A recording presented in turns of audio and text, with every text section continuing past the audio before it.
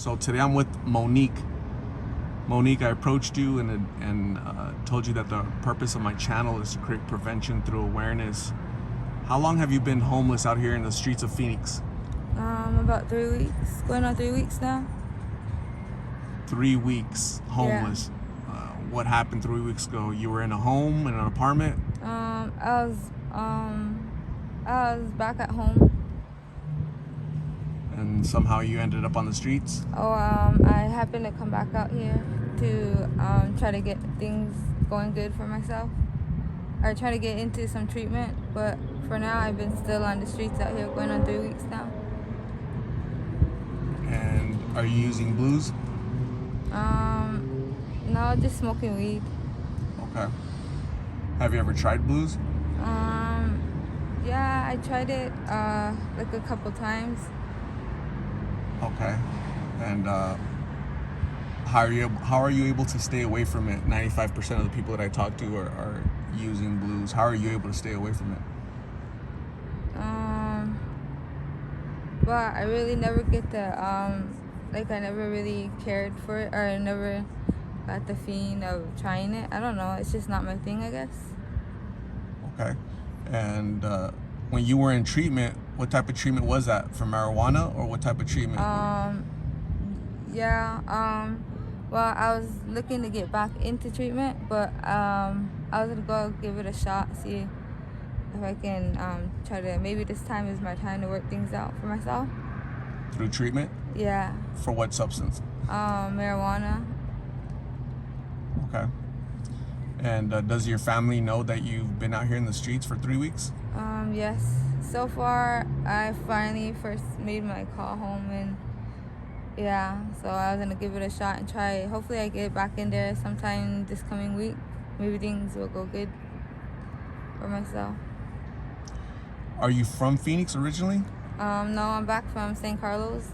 This is a reservation called St. Carlos. Is that Apache? Yes. And how's life on the reservation? I've heard that there's blues out there as well, lots of drug usage. Is that correct? Yes, there's just a bunch of well, the main problem down there is methamphetamine. I think that's what our on a reservation has a problem with, is more of the meth than hardly any blues. I never met someone with blues or anything like that. So I think it's just methamphetamine. So G and meth? Yeah. And you stay away from meth as well? Well, kinda hard, or yeah, somewhat. So Okay. yeah, I think being out here has really kept me from doing methamphetamine since I've been out here these past 3 weeks. So yeah.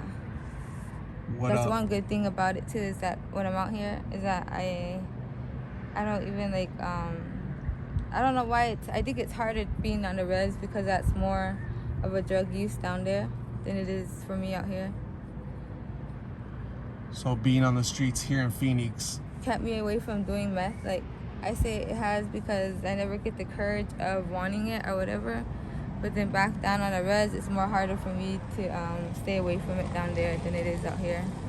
Is it because it's like everywhere at the res? It's just easily for you to attain it? Yeah. And out here I hardly know anybody, so it's really kept me away from doing a lot of things, like meth and stuff. So for the past 3 weeks you've been here, what do the next 3 weeks look like for you? Well, hopefully I see myself doing treatment, and at least hopefully I'm like could speak and to everybody else out there, and like something like this within the next 3 weeks. Hoping for something good. Okay. Better, like yeah. Okay. And that's treatment for marijuana you're looking for? Yeah. Okay. Our treatment, I was thinking about trying well, there's different sorts of treatments, and they're mainly all for the same treatment or whatever, drug abuse or whatever it is. It's almost all like the same things that they all talk about and stuff. Okay. And do you have any kids? Yes, I have 3 of them. Where are your kids at? My mom's taking good care of them right now. They're in good hands. Right now, I'm just trying to focus on myself, and then maybe hopefully within the next few months I have myself cleaned, and hopefully my kids can come out here with me too as well. Clean from marijuana? Yeah, everything. That's what I'm gonna shoot my goal for, is for to be clean for all three of them. All three of the drugs, from the blues and the G and the marijuana. Oh, okay. So Yeah. you've been using blues and G recently? Yeah. Okay. There's lots of resources out here. There are treatment centers. There is. You just have to have the courage to go, right? That's a lot of people telling me it's hard, right? Because the withdrawals and the pain, and it's painful and it hurts. Yeah. Is that the same for you? You feel withdrawals? Well, hopefully I don't this time, because it hasn't been that long since I've been doing hardly anything. Just been on marijuana, so I shouldn't be. And plus, I'll get more support and more help with the people that are already in treatment. So hopefully, everything gets all settled in, and I get back on my feet again. It sounds like you've been in treatment before. You kind of know how it goes. Yeah. How many times have you been in there? Probably like just twice. Twice. And what was the longest stay in treatment? Not even probably a week or 2 weeks. So hopefully, I'm trying to really look into really staying and focusing on myself, because I really miss my kids, and they're not taken from me or anything like that. It's just that I got to get my act right and get myself fixed and stuff before anything else happens worse. How old are your kids? They're about 6, 5, and 3. They're little. Yeah. You miss them, huh? You love them? Yeah, I do love them. I do want them to have a better mom and stuff like that.